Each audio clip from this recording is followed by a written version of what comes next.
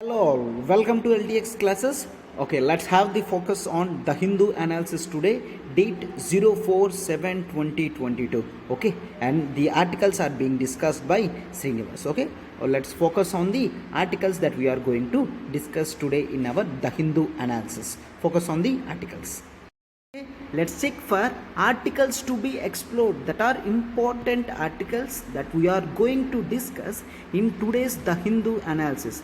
First one being celebrating the unknown and the unsung. Here we are going to discuss one of the important persons.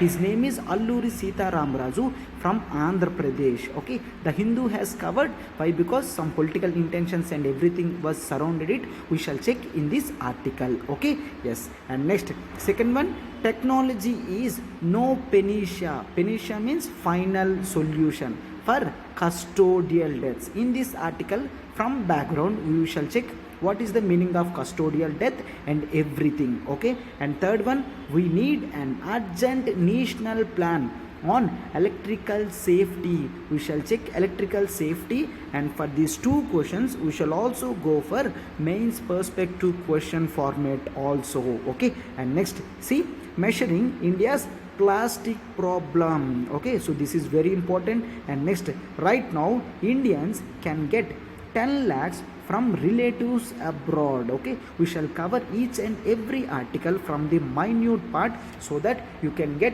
whole understanding of the related topics in complete picture. Okay, we shall deal from the first article. Let's take a look.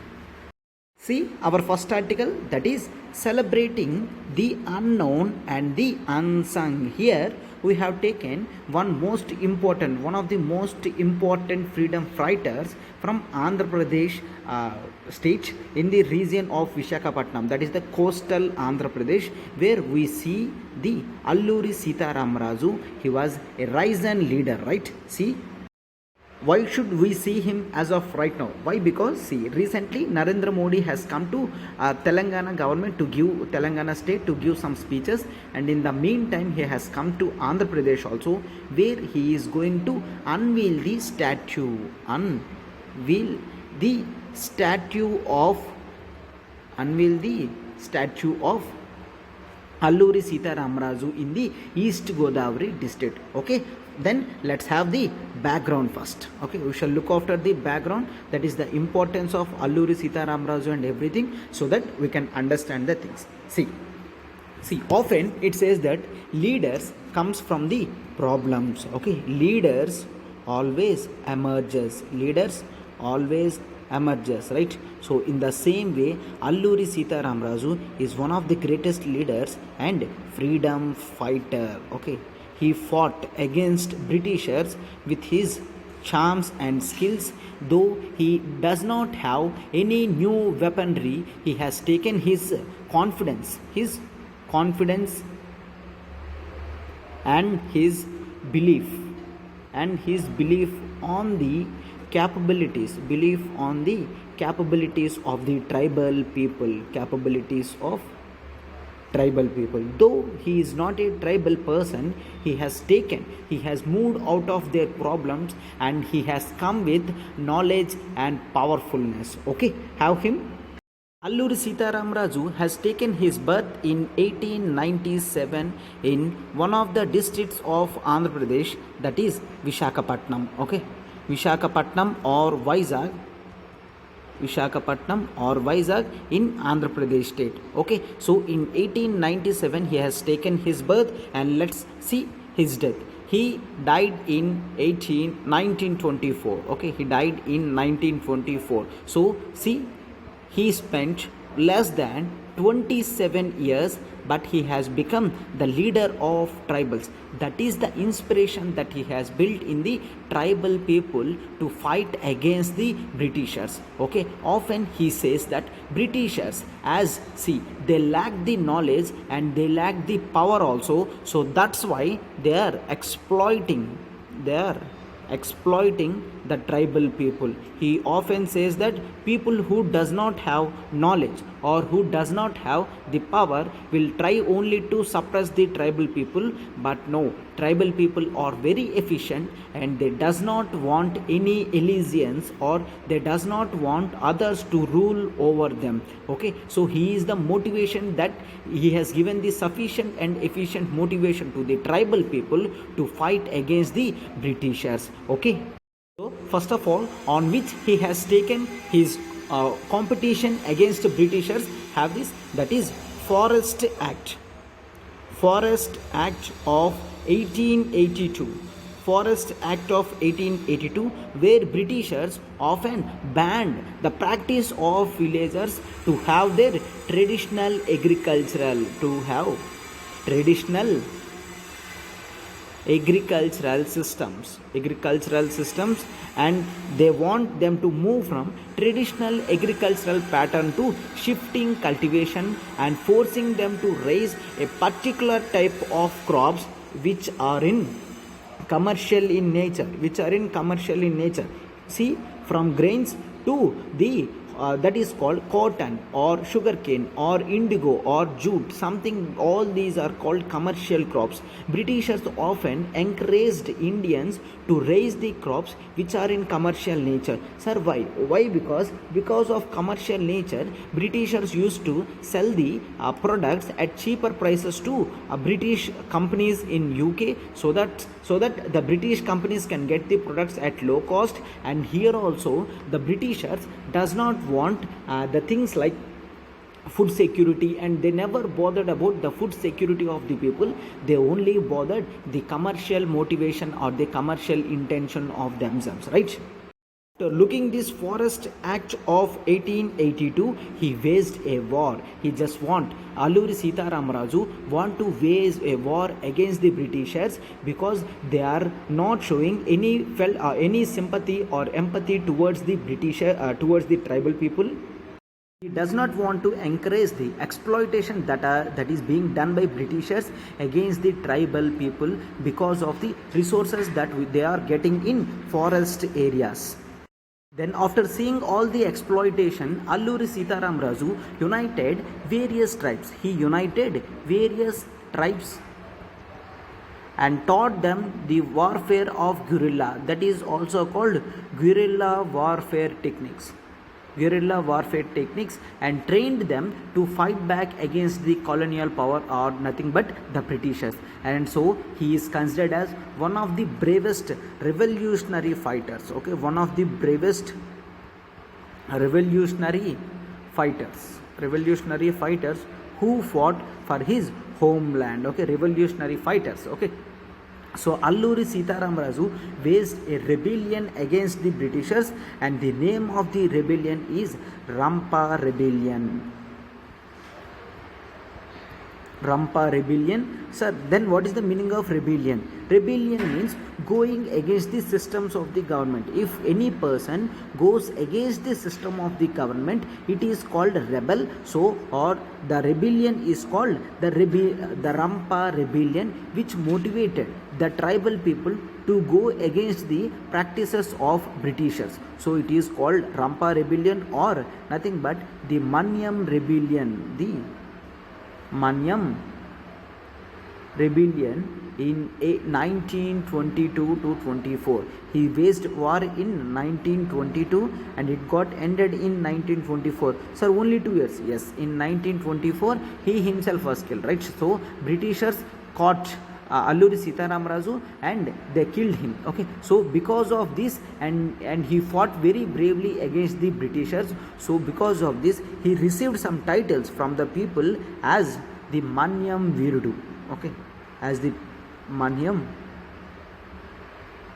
Virudu. Okay, as the Manyam Virudu. Manyam means forest, Virudu means brave fighter. So he is the brave fighter in the forest, or the hero of jungle. Okay, hero of jungle. Okay, at last Britishers captured him after defeating him, and they actually killed him So because of his motivation, Britishers often see the shortcomings from the tribal people, and they never thought, see, tribal people will become so much of angry towards the Britishers. Okay, Alluri Sitaram Raju could able to gather 500 tribal people only, and what happened, see, in 1922 in August, he waged a war against the police station. Okay, when police station is there in Andhra Pradesh, with 26 police carbine rifles, they walked away by taking 2500 rounds of ammunitions. Means they attacked the police station, they caught all the police carbine rifles and the all ammunitions that is carrying in those police stations. Okay, so he is not belong to any tribal community, but he moved away of seeing the problems of tribals. So he just want to make the tribal people use that land for themselves. So what is the main area? That is Godavari agency area. And what is the main tribal group that affected? That is Koya tribe. Okay, the tribe name itself is the Koya tribe. This is the important thing that you have to learn. He himself motivated many heroes to spark the real freedom struggle after 1857. Right, after 1857, he is the one of the first persons.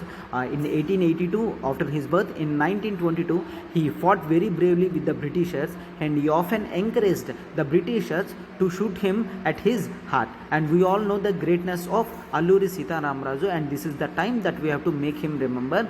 And the article has come. Why? Because here Narendra Modi is coming to Andhra Pradesh to unveil his statue. And see, it is the 75th year of Independence Day, so we are celebrating Azadi Ka Amrut Mahotsav. On this part, Indian government is remembering each and every leader, so we are going to take the most important leaders that is often put in the newspaper. Okay, so this is the article that they have covered, that is related to Manyam Virudu, that is Alluri Sitaram Raju. Okay, yes, so this is the article. We shall move for the next article.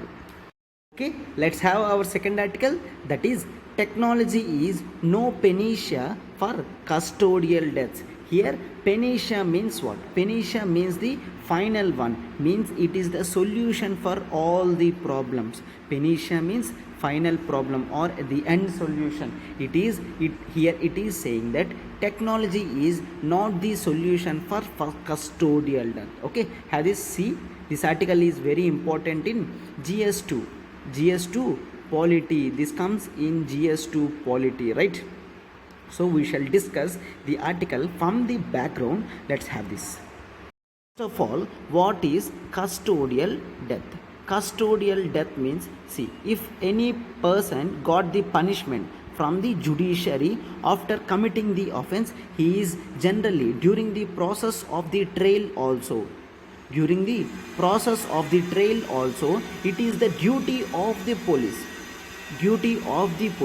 to get sufficient information from the trial person,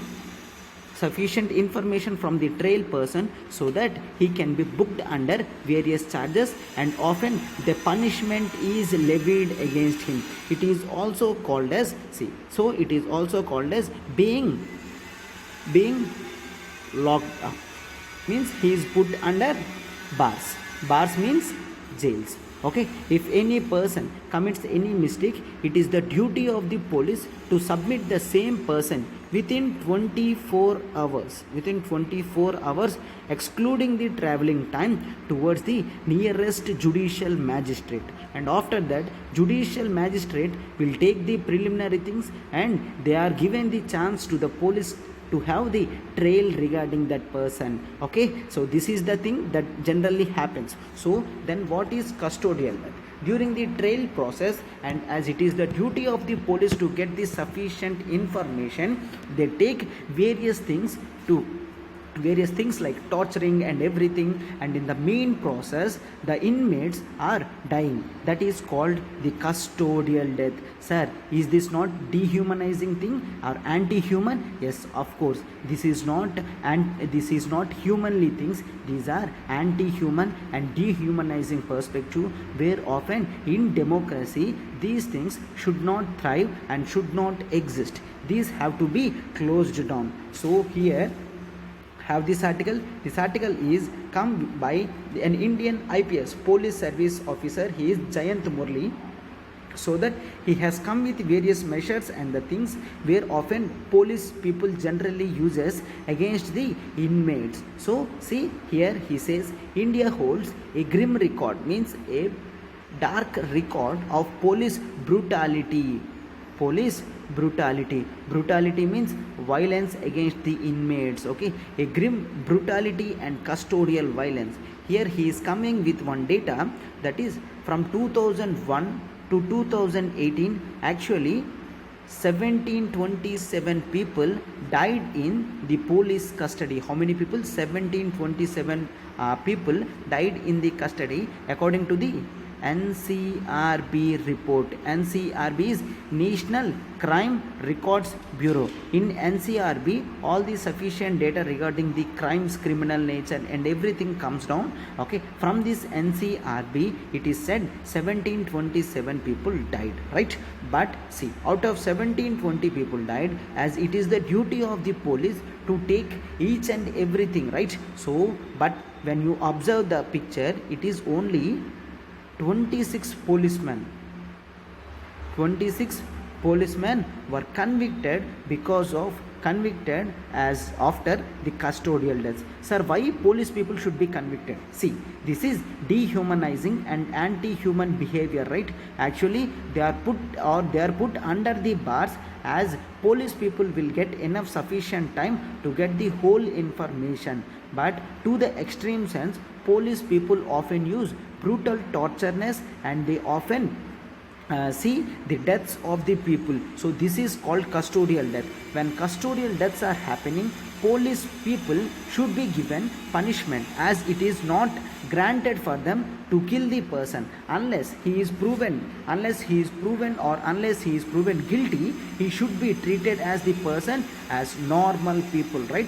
So but here police people often taking the judiciary into their hands and they are killing the inmates in that investigation process. Under the banner of investigation, the frustrated police people often losing the patience and they are putting the lot of, like we say, third degree, right? So they are showing the lot of torturous things and we often see in the movies also, right?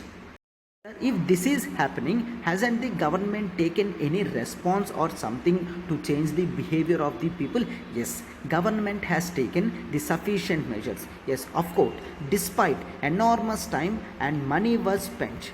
Time and money was spent, sir, on what? To train the police personnel. To make them very soft in the investigation process and making the police personnel equipped with technology. Okay, we are encouraging police people to use the technology so that the trail persons who are in the jails will come with truths and facts, rather false and lies, right? So but here when police people are coming from the different backgrounds with different perspectives, they are unable to use this technology, and the availability of technology is also far from very different to the usage of the people. Means here often the police personnel are illiterate regarding the technology, right? They are illiterate regarding the technology and they are more comfort in already existing practices, those are which are old methods of torturing. Often rights activists and very great police personnel encourages the police personnel at low level, they encourage the people to use the technology against the inmates, and they ask them to use the latest techniques like DDTs. DDTs means deception detection tests. Sir, what is this deception detection test? Here deception means false, detection means we are finding the persons who are coming with the false statement. In DDTs we deploy, what are those? That is called polygraph. All these are methods in science and technology that we learn and that we use against the inmates to get the deception or the facts from the police from the custodial persons, right? Those are polygraphs, narco analysis, and brain mapping.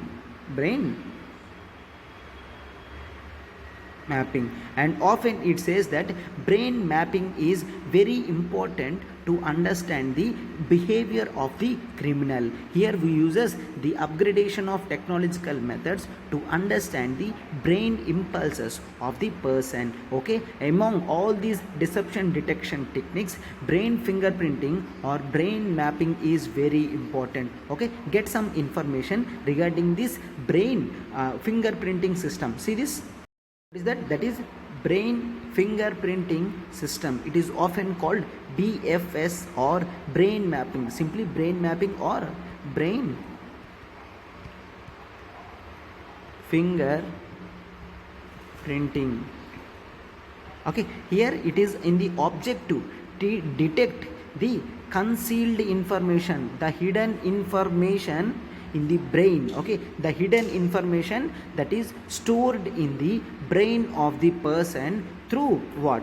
Through electroencephalographic. Okay, this is called EEG, electroencephalographic brain response. That is the method that we have to see. Clear?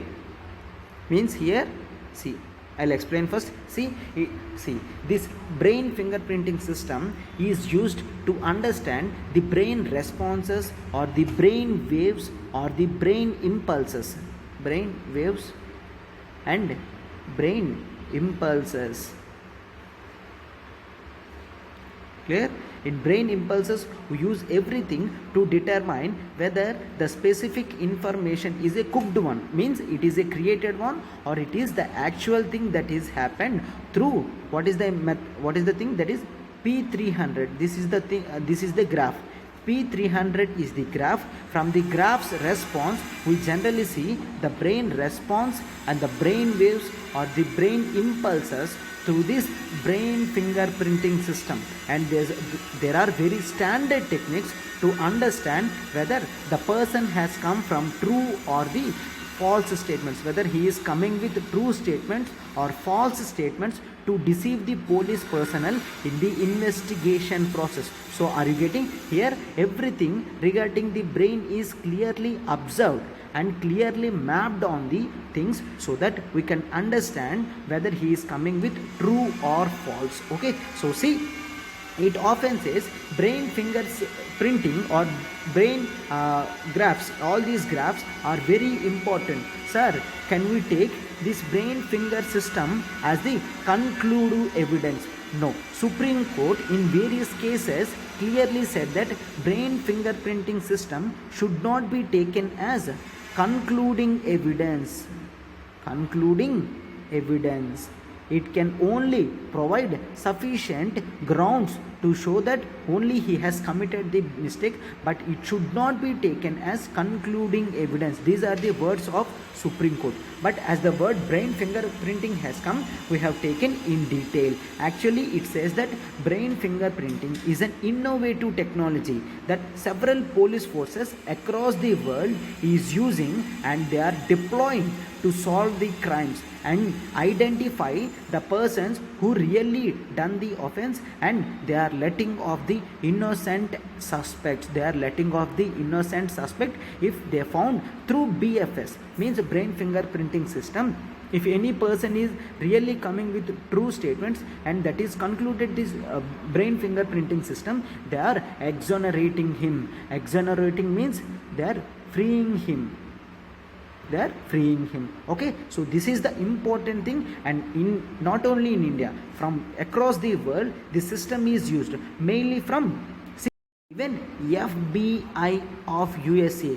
FBI means Federal Bureau of Investigation of USA and Central Intelligence Agency of USA, even USA Navy. All these people are taking this brain fingerprinting system to find the suspects. Okay, But see, I said in India the legality of this brain finger system is very less. In the case of Selvi versus state of Karnataka, Selvi versus state of Karnataka, Supreme Court clearly pointed out, this is in 2010, okay, Supreme Court clearly pointed out that no, in India we have Article 20. What is Article 20? Protection against, see, from conviction of offences, okay, protection against from conviction of offences. In that we have Article 20 clause 3 that deals with self incrimination. Self incrimination means no one should be forced to give charges against him, right? No individual should be forced, that he should be forcefully accepted that he has committed the mistake. That is the freedom that is given to every citizen and every person in India. That is no self incrimination. Of taking this Article 20 clause 3, Supreme Court clearly said that to take any polygraph, or to take any narco analysis, or to take any brain fingerprinting system, one has to take the police personnel has to take the consent of the inmate in the presence of judicial magistrate. In the presence of judicial magistrate,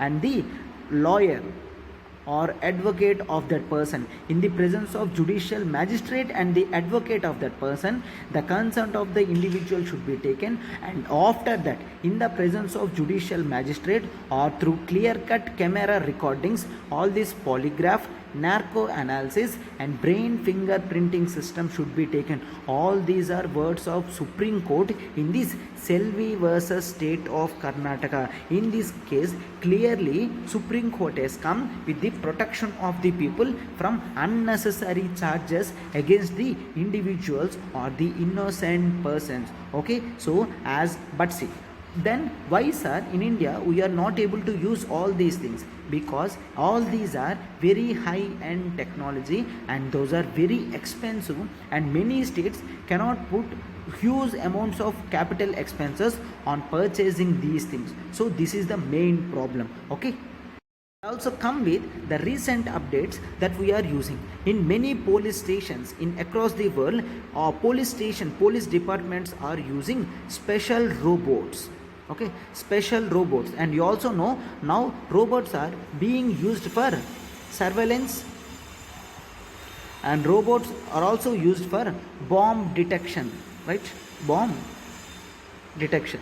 They perfectly can detect the bomb and they perfectly detonate the bomb. Detonate the bomb means they can damage the product without any explosion. Okay, without explosion they can destroy the bomb. That is called detonating, right? Many departments want even the robotic interrogators for interrogating suspects. Here police departments are asking, okay, a robot should be clearly made so that they can even participate in the interrogation process, and they just want the robot should deal the persons. Okay, and see, there is one study also that has done by one researcher from Western country. His name is Joseph Weizenbaum. Okay, Joseph Weizenbaum, and he has conducted one research under the human computer interaction, that is HCI, means human computer interaction.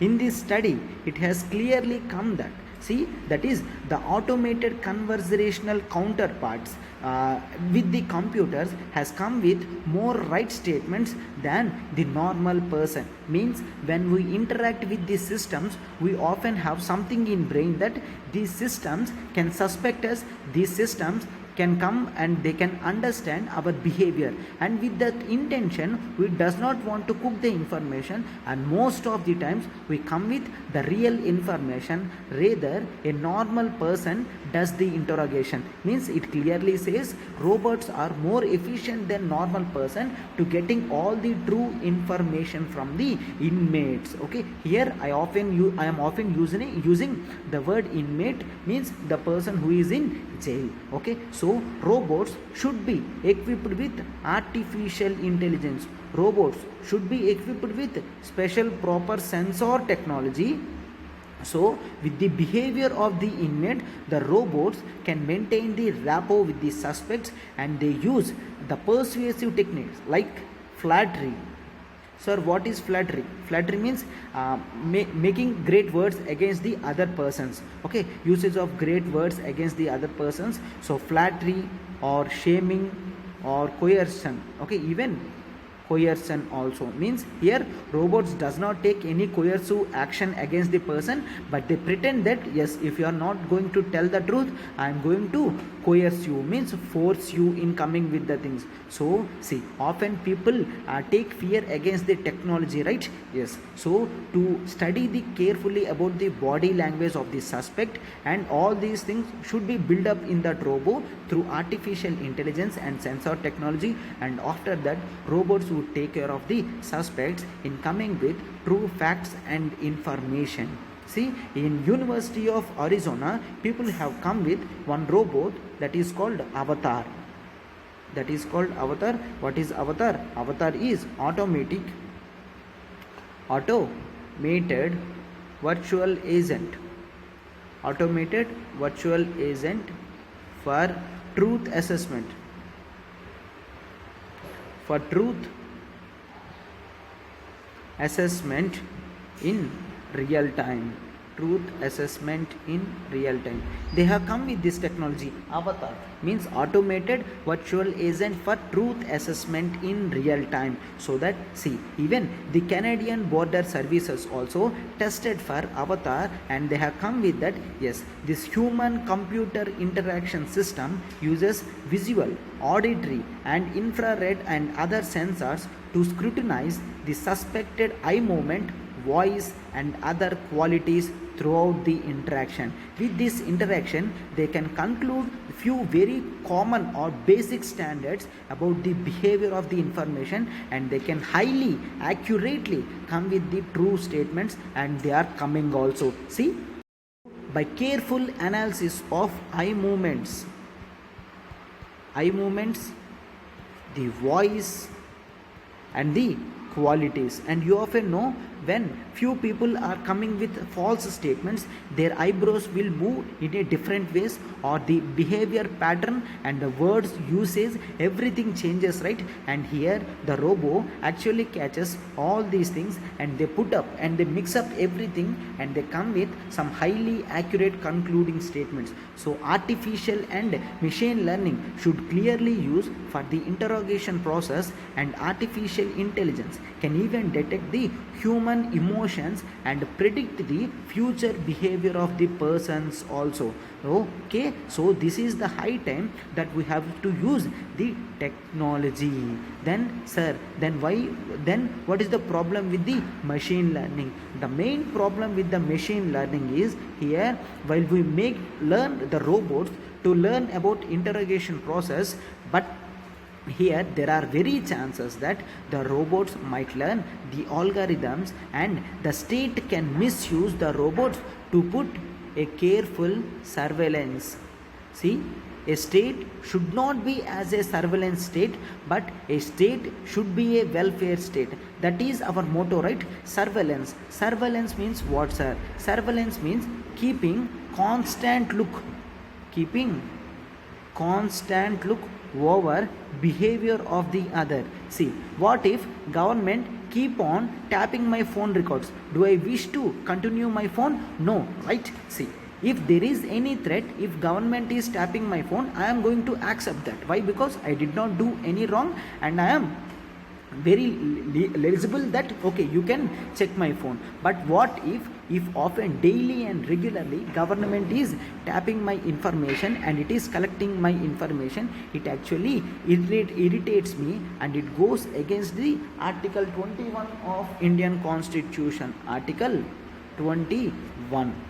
Here, Article 21 provides freedom of life and personal liberty. Freedom of life and personal liberty.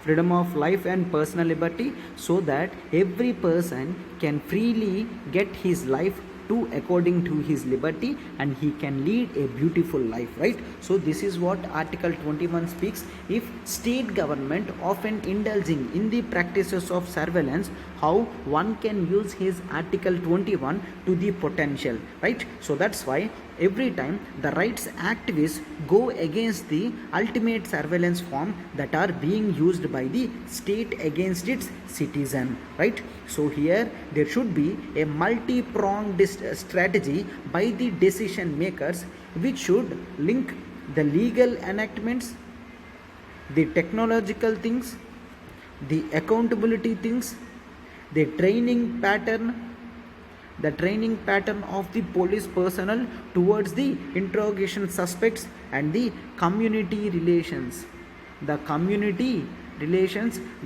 the police should indulge in the training process, okay, how they have to behave. And see here, in India also there are various law commissions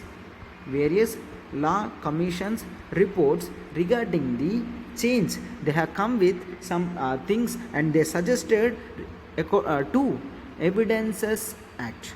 There is Evidences Act that is present in India. According to this, see, they want to provide some suggestions to change towards the responsibility of police. Here it says that the onus or the responsibility of proof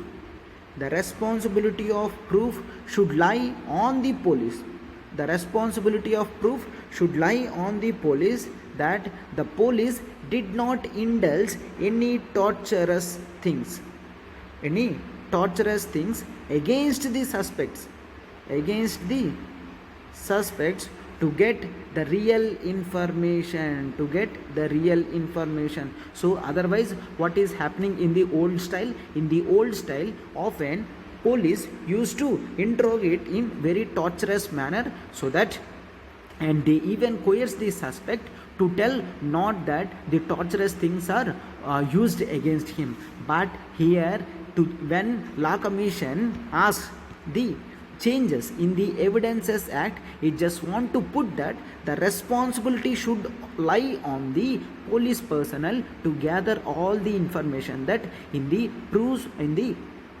proper humanitarian conditions only the suspects were inquired, and the real information has brought from the suspect without using any torturous things. So these are the recommendations that have come from Law Commission, okay. And even Supreme Court also, in the DK Basu versus State of West Bengal, DK Basu versus State of West Bengal, Supreme Court clearly given some commandments or some statements, and asked every police personnel should use these things while they are interrogating the suspects to get the truth or real information. Police personnel, first of all, should have these compassionate policing services towards the citizens. Then only, even the technology is also not required by the police. Here author at last clearly telling that no, technology is not the ultimate solution. The ultimate solution is compassionate policing. What is that? Compassionate policing. Here police should be indulged with some of the basic behavior of having some compassion towards the suspects, so that even the suspects get confidence over the police officer, and they often come with true information. So here the author clearly emphasizing on the compassionate part of the police, rather usage of the technology,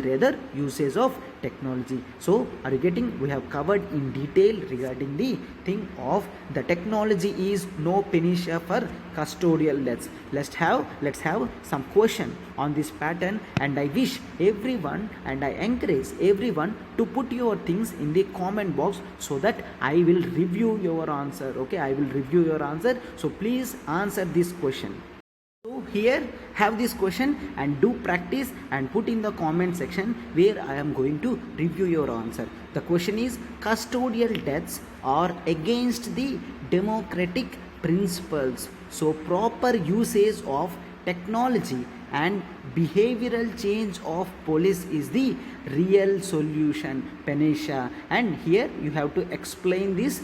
In 150 words. Explain this in 150 words means I have taken this question for 10 marks. Okay, so please write this where I shall be reviewing that. Okay, let's go for the next article.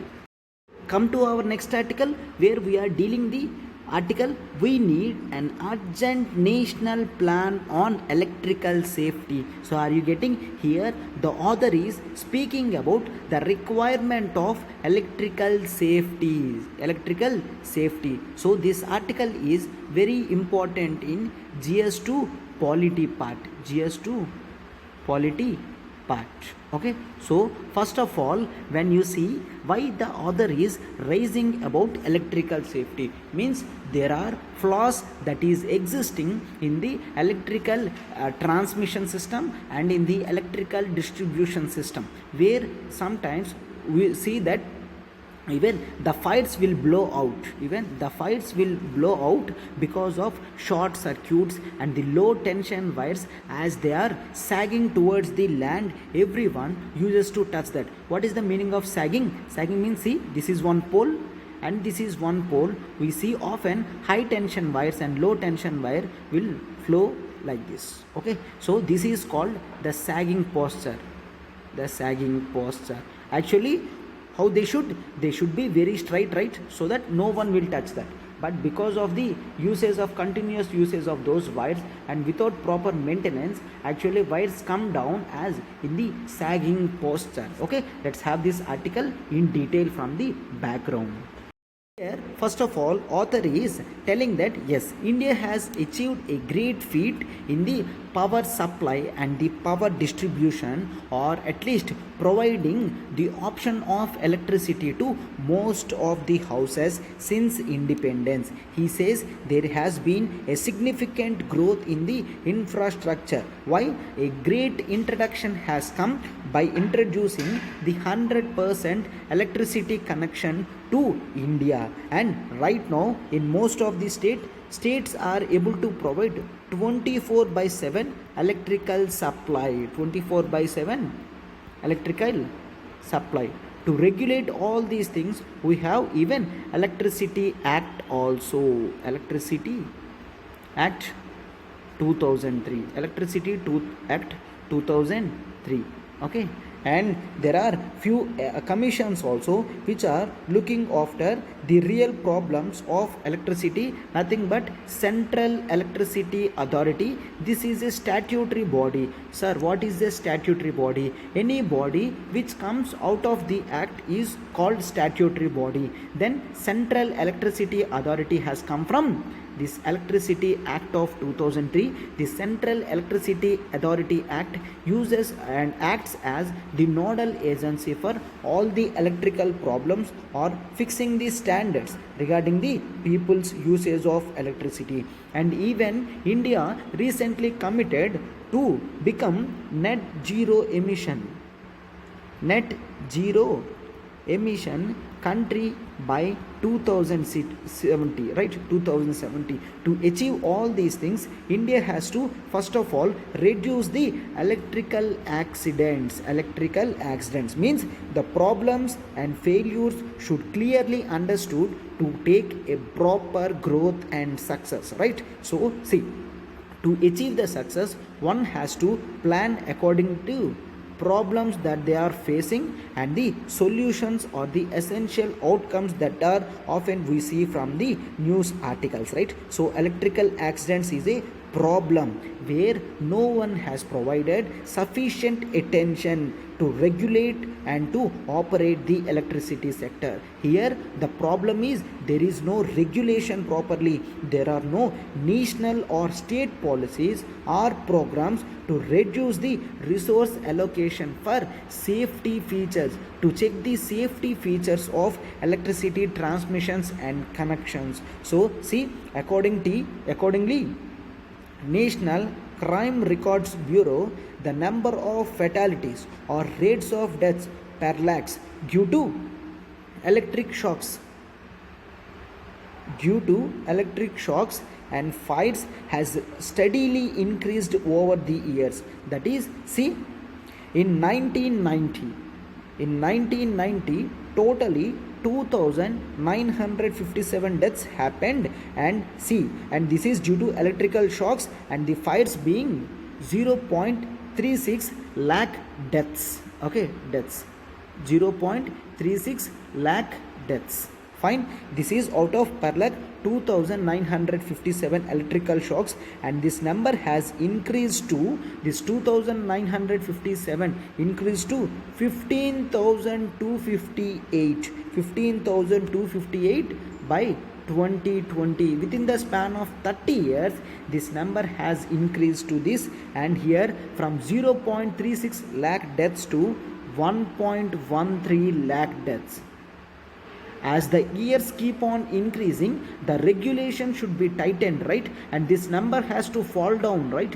But here when you observe, the real numbers are increasing. Actually it has to come down, but the real number has to come down, right? So but the data of Central Electricity Authority conveys that the fatalities are increasing and we are trying to reduce it, but they should not say in words, but they should commit in spirit, right? This should be the motto of that Central Electricity Authority. Means often there is negligence that is existing the proper structural pattern with the Central Electricity Authority. Means not sufficient care is taking to maintain the standards, to have the safety features, right?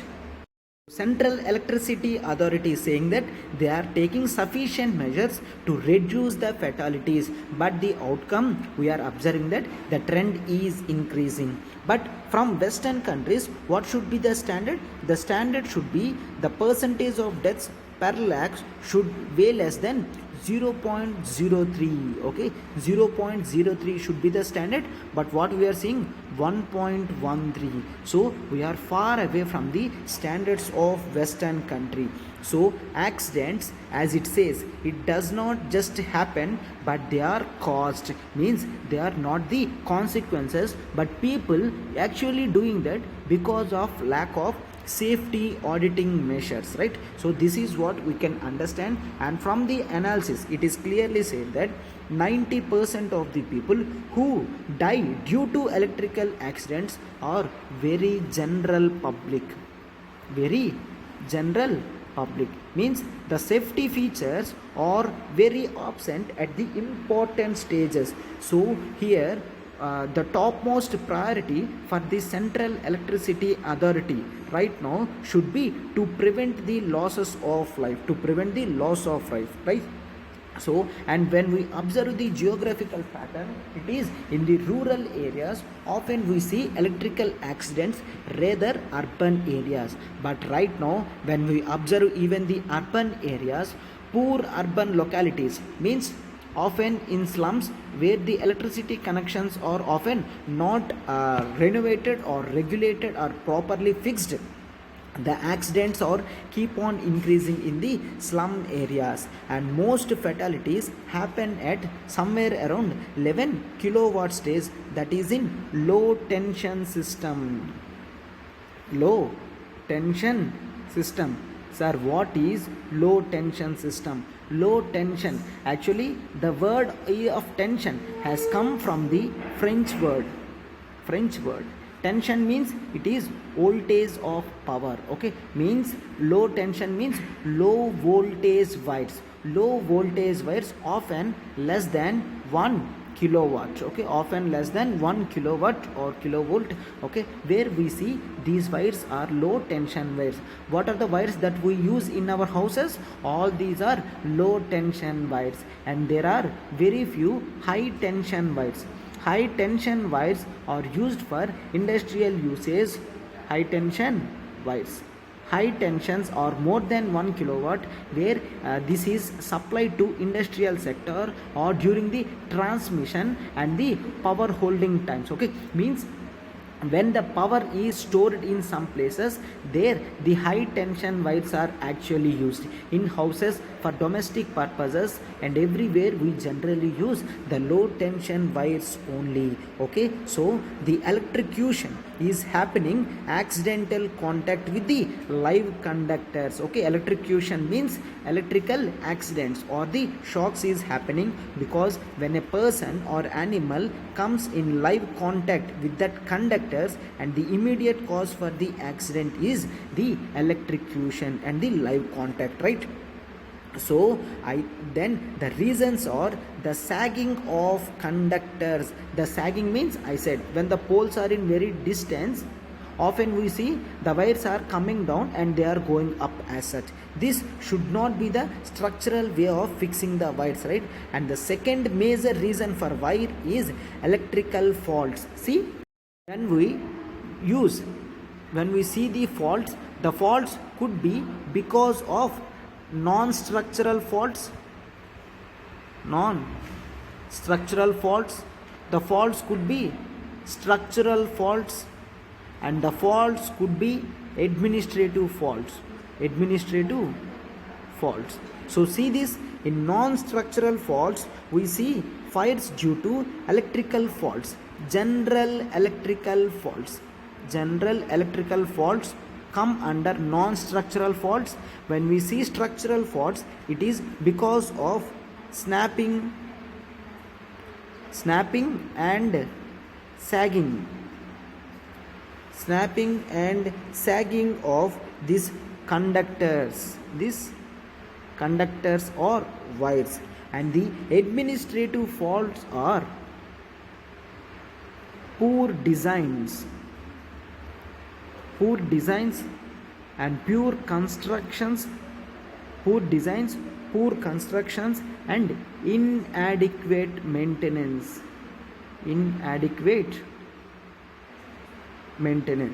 Okay, and inadequate protection system.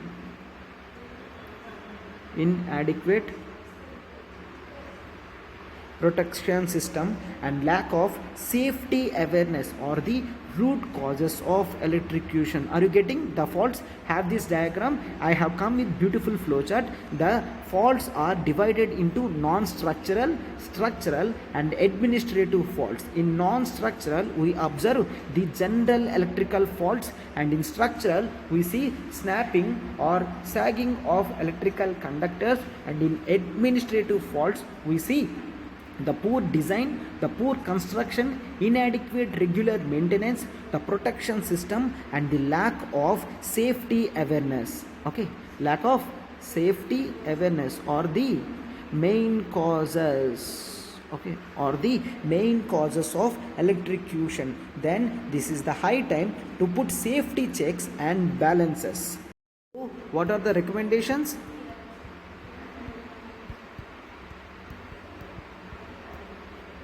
Here the recommendations are,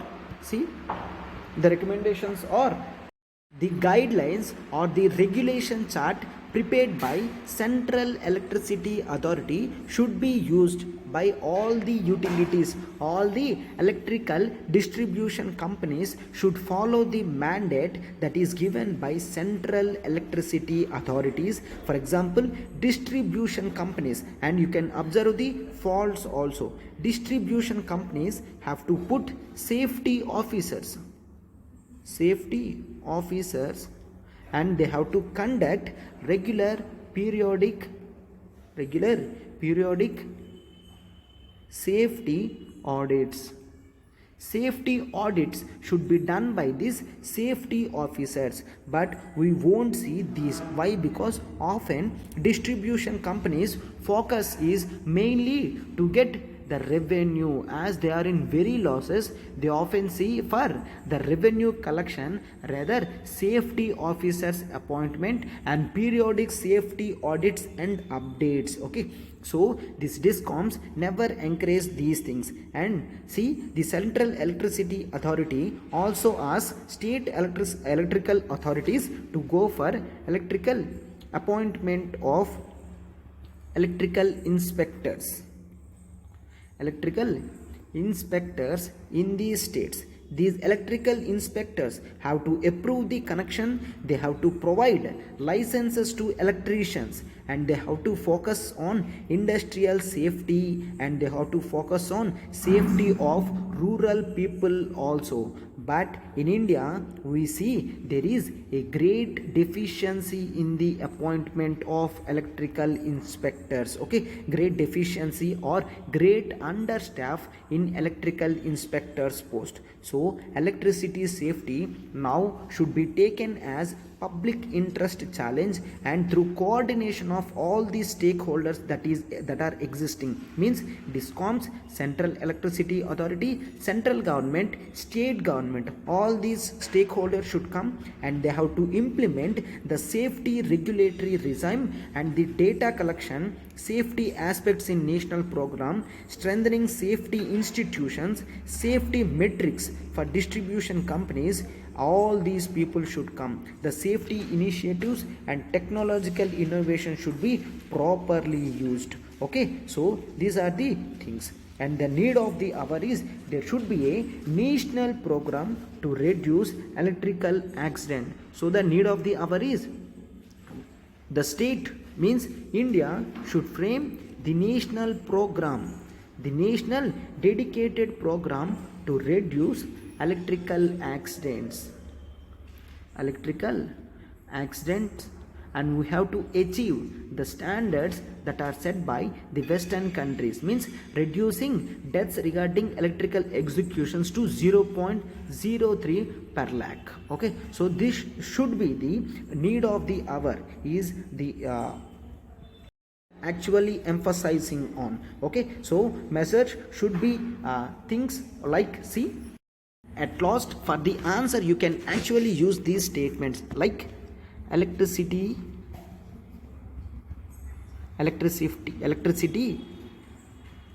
security, like food security and oil security. There should be electrical security where electricity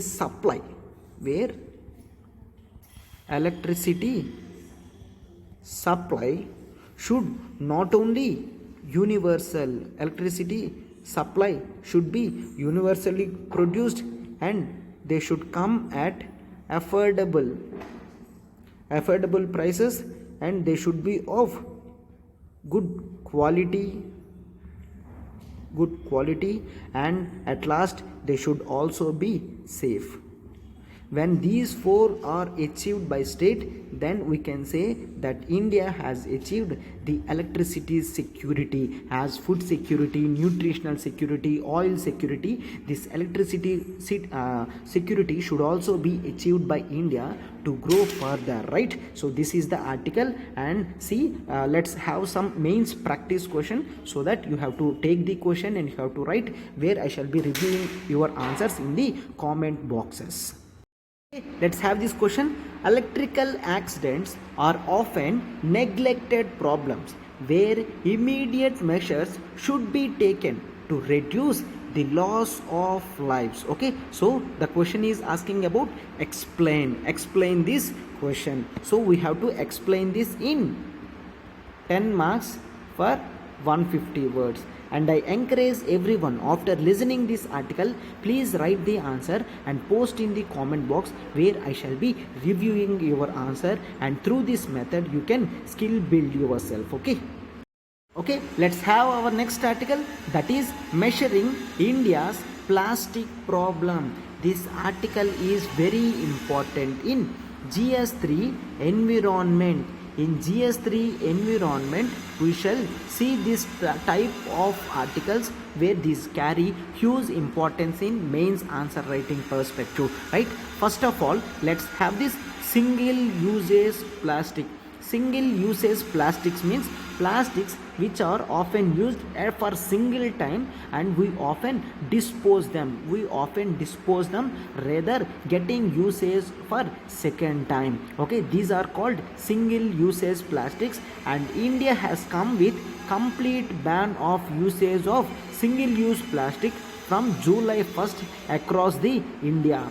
So the Hindu carried a beautiful infographic where it is saying India right now banned the ice cream sticks, the thermocols, the plates, cups, glasses, forks, spoons, knives, straws, trays, wrapping or packaging films and cigarette packets have been banned. Okay, all these things are banned in India right now. And from the State of India's Environment Report, okay, State of India's Environment Report, it says that 35% of India plastic waste, it is in the form of multi-layered one.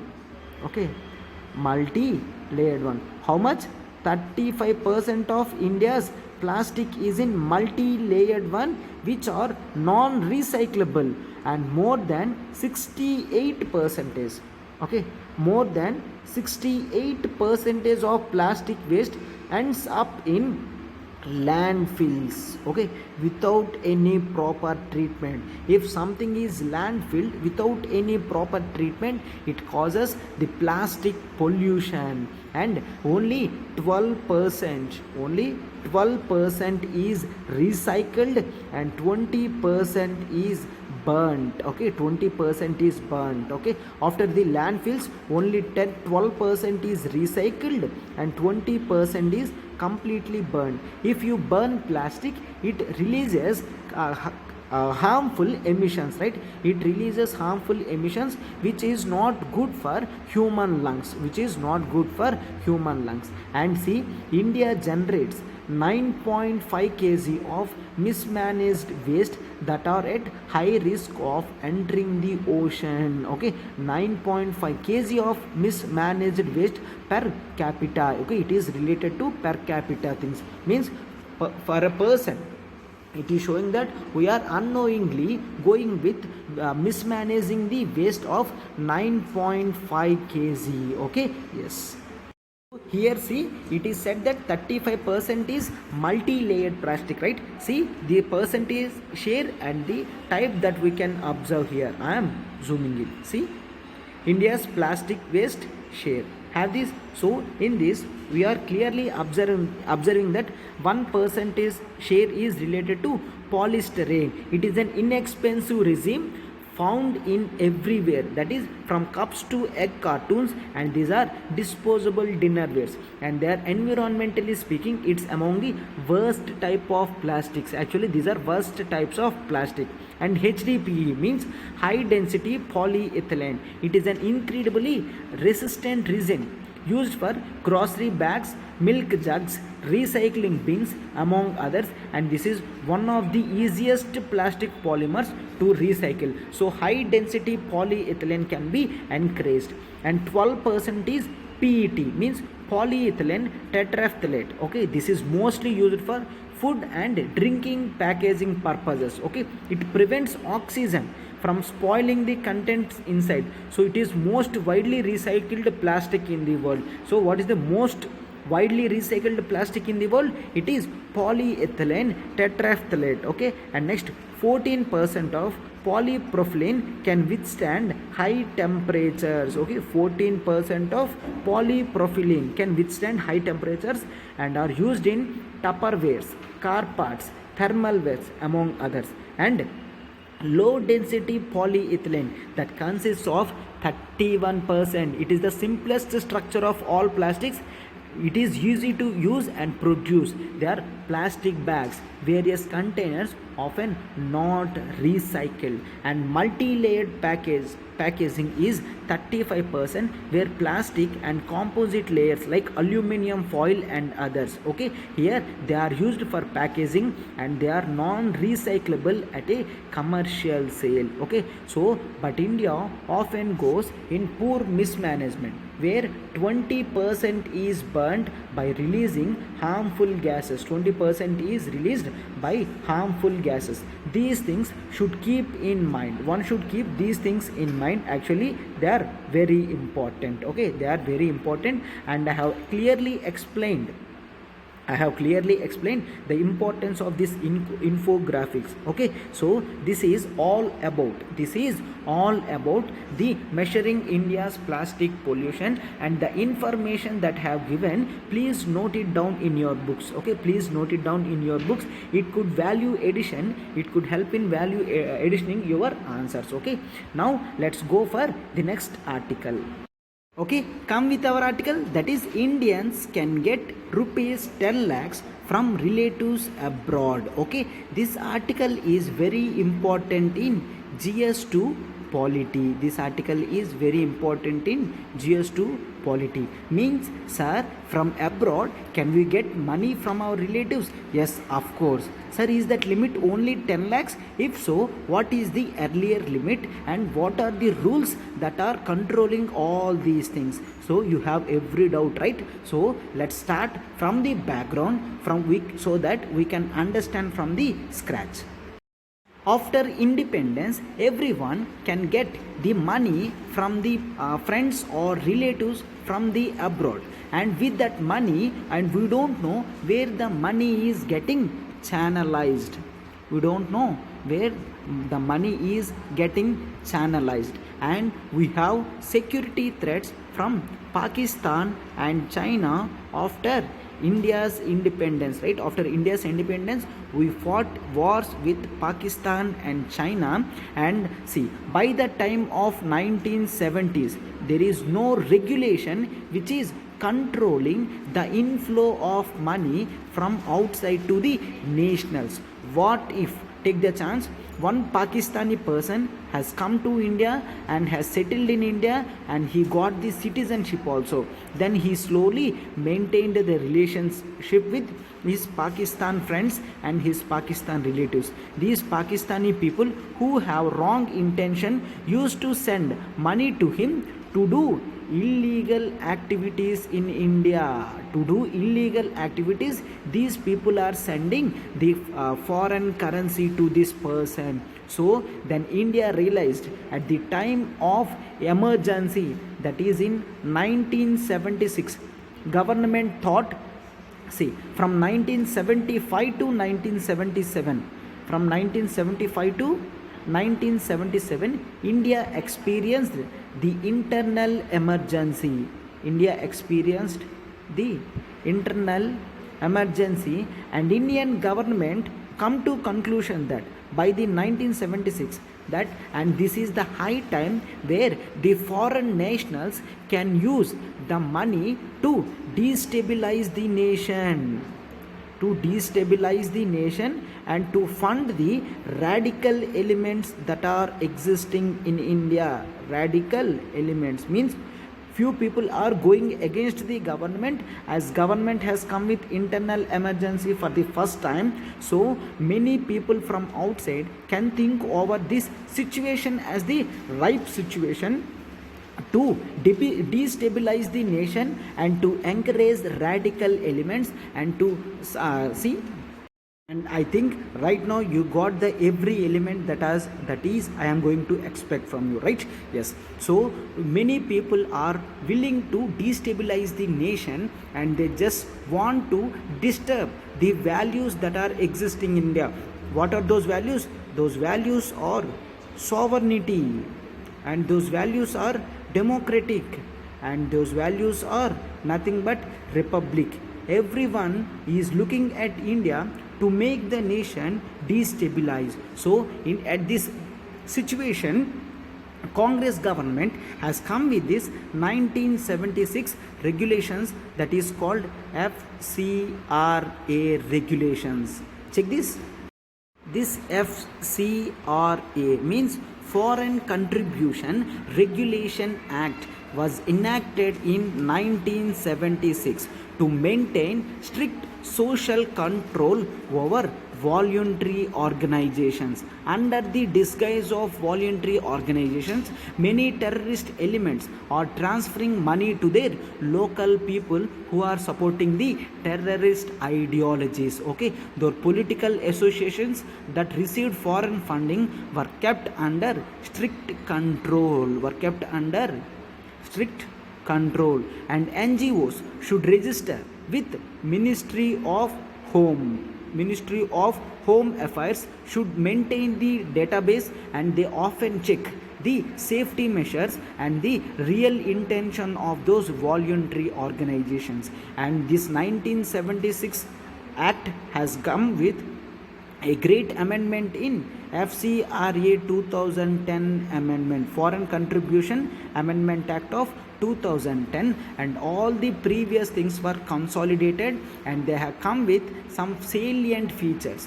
The salient features being, that is, see, right now the NGOs which are getting foreign funding can be cancel their registration, means Home Ministry can cancel the registration of NGOs who are not submitting the proper details of how they have funded their money that they got from foreign institutions. And even registration has come the validity of 5 years only. Now the validity is 5 years only, and the extra provision was added, that is, they have to deposit the foreign contributions only in the said account that is existing in New Delhi, that is State Bank of India. And they have also said the administrative expenses should come to 10%. So are you getting? All these things have come in Foreign Contribution Regulation Act also. Okay, so then who are the persons that who are debarred from receiving foreign contribution? See, any cost, foreign contributions should not be come to a person who is contesting the election. He should not receive the amount. And the cartoonists, the editors, the publishers of registered newspapers should not receive the foreign funding, and the judges are debarred from getting foreign amounts. Okay, and government servants are debarred from getting foreign funding. Even members of legislatures, both center and state members of legislatures, should not get the foreign funding. Even political parties are absolutely refrained from getting foreign funding. Okay, means foreign contributions should not reach these people. Foreign Contribution Regulation Act should be properly regulated so that no illegal activities are being done under the disguise of with some wrong intentions, right? So this is the thing right now. What is the article? Check this. Here it says that foreign funding should be received by India up to 1 lakh rupees only. Up to 1 lakh rupees only. The individual is allowed to get foreign contribution from their relatives or friends who are staying abroad. Right now this 1 lakh has increased to 10 lakh rupees. To 10 lakh rupees. And in a separate notification also, it also says that, okay, and actually when the people getting the amount more than 1 lakh, earlier they have to inform to the Ministry of Home within 30 days after exceeding 1 lakh. Right now if they exceed 10 lakhs, they have to inform the government within 90 days. Means 1 month has increased to 3 months. Okay, and it also said there are many offenses in FCRA which were brought under compoundable nature, compoundable offenses. Then what is compoundable offense? Compoundable offense means which can be solved through negotiations, means government will start some negotiations. If people accept that in true intention, it can be solved. Okay, it can be solved. So compoundable offenses number has increased in Foreign Contribution Regulation Act. Okay, so what is the section? That is Rule 6.